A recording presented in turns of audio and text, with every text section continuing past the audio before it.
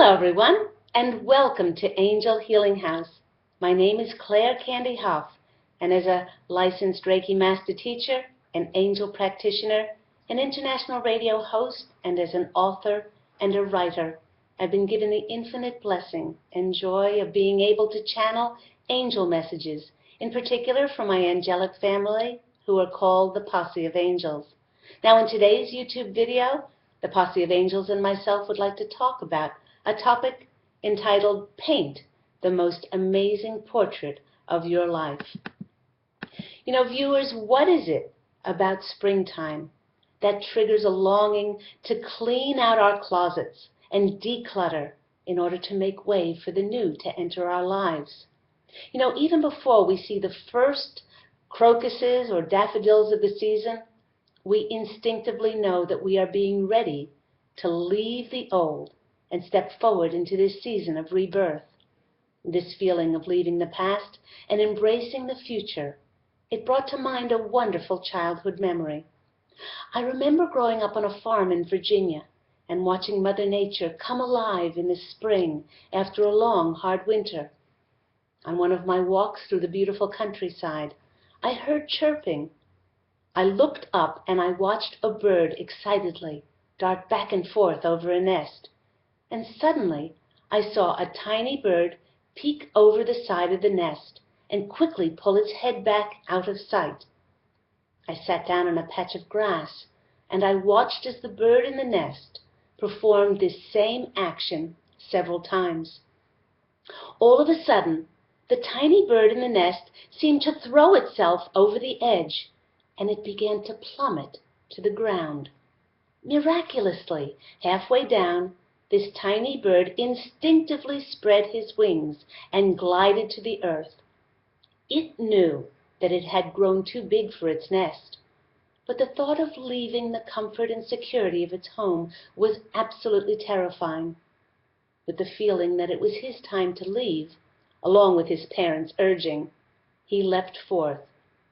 It was only after he had leapt from his familiar but restricted nest that he could spread his wings fully, and he remembered how to fly.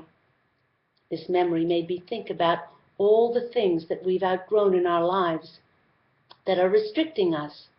And the Posse of Angels is reminding us that we can choose in any given moment to consider what we can finally let go of that is not for our highest good. In this way, we can be clear enough to truly start to paint the most amazing portrait of our lives. Now just imagine that you're standing before an easel and you're preparing to paint this most magnificent portrait. Needing your art supplies, you go downstairs into a dark, cluttered basement and you start to search through dusty, mildewed boxes for your old paints and brushes. After brushing away the cobwebs and shooing away the mice and the spiders, you finally come across your art supplies and you take them upstairs into the light of day.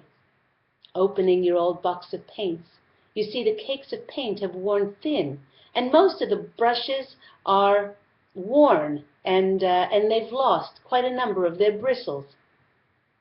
Now, suddenly your enthusiasm for creating what is new and fresh is dampened by using old, worn-out, and tired art supplies.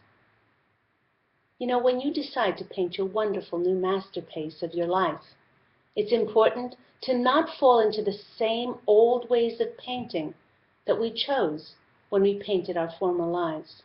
So, number one, make sure that you choose colors that are infused with love, brightness, and radiance. For instance, in my former life of fear and low self-worth, I chose a limited set of colors that were dark to express what I was sadly feeling. Choosing to paint a very different portrait of my life these past 11 years, I started with a new easel, new paints and brushes. My new color choices were light-filled, and they joyously skipped along while illuminating the paper. Even though you may purchase a new easel for yourself, there's a caution, again, not to paint with the same colors that you might have chosen to paint a previous life.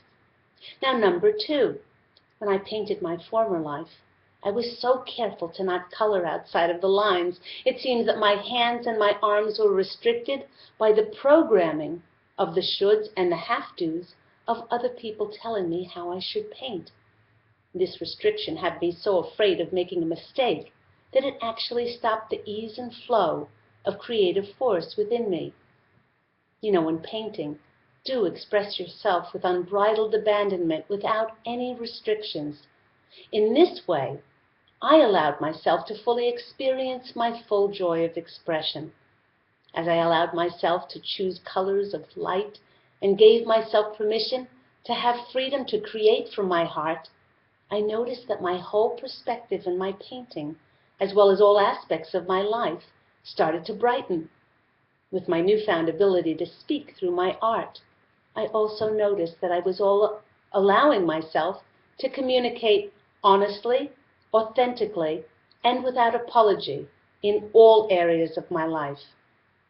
By changing my perspective, the portrait of my life became a magnificent, beautiful creation.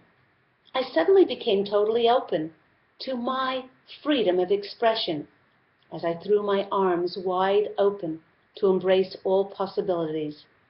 It was at that point that I felt just like the tiny bird whose wings were no longer restricted by the limitations of the nest, and I could fly. Now, whether you choose to take pointers from someone like Picasso and you decide to draw people that look like dogs, or perhaps you choose to grace a cathedral with your talent like Michelangelo's Sistine Chapel, is just a matter of preference.